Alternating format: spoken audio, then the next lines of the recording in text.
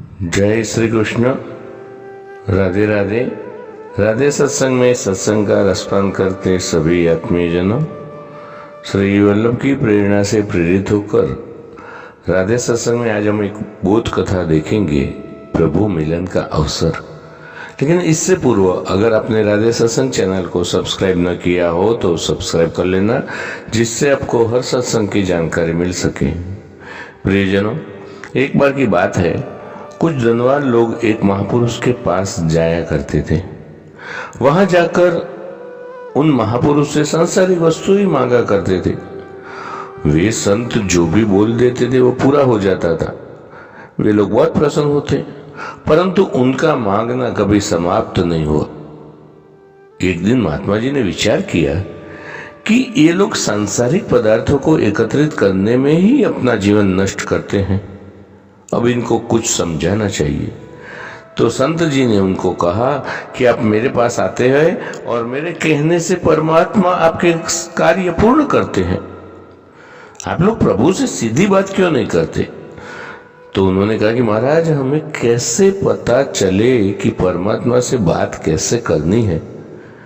तो संत ने कहा कि वह मैं सिखा दूंगा। सब बहुत प्रसन्न हो गए कि अब हमारा कार्य और भी आसान हो जाएगा। तो संत ने कहा कि कल प्रातः जल्दी आना। वे सभी लोग दूसरे दिन प्रातः संत के पास पहुंचे।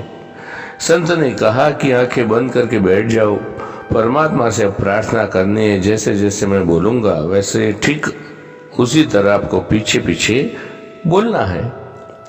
महात्मा जी ने बोलना प्रारंभ कर दिया। हे प्रभु, आप अंतर्यामी हैं, आप कृपा करके हमारी समस्याओं को समाप्त कर दे। हे ईश्वर, आप तो भली बात ही जानते हैं कि हमें कितनी चिंताएं हैं। कभी इनकम टैक्स की चिंता, कभी सेल टैक्स की चिंता। सभी लोग संत के पीछे पीछे ऐसा ही बोलते जा रहे थे। और संत ने आगे कहा, हे परमात्मा, आप कृपा करके हमें कभी भी मनुष्य शरीर न देना, बल्कि हमें कुत्ते, बिल्ली, गधे इत्यादि योनि में भेज देना। यह सुनते सभी चौंक गए, आंखें खोल दी और कहने लगे, महाराज ये क्या कह रहे हैं? संत ने कहा कि आप केवल भोग ही तो भोगना चाहते थे, और ये भोग तो आप 84 लाख योनियों में भी भोग सकते हैं। उन योनियों में भी आपको किसी भी प्रकार की कोई चिंता नहीं सताएगी। सभी लोग संत के चरणों में गिर पड़े, कहने लगे, महाराज हम रास्ता भटक गए थे, आप कृपा करके हमें सत्य की जानकारी दें, जिससे हमारा कल्याण हो। तब संत ने कहा, ब्रह्म ज्ञान प्रदान किया और ईश्वर का दर्शन करवाया।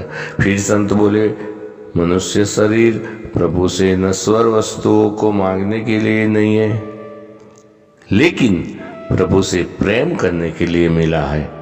तो इसलिए मनुष्य तन प्राप्त किया, तो यदि हम मांगते ही रहेंगे तो ये ठीक नहीं होगा, क्योंकि हमारी आवश्यकताओं के अनुसार तो उसने हमें पहले ही दे दिया है।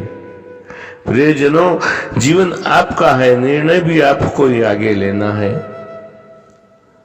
तो इस छोटी सी बोध कथा के साथ आज के सत्संग को श्री वल्लभ के चरणों में समर्पित करके अत्र विराम ले। फिर मिलेंगे राधे सत्संग में नए सत्संग के साथ। जय श्री कृष्ण। राधे राधे।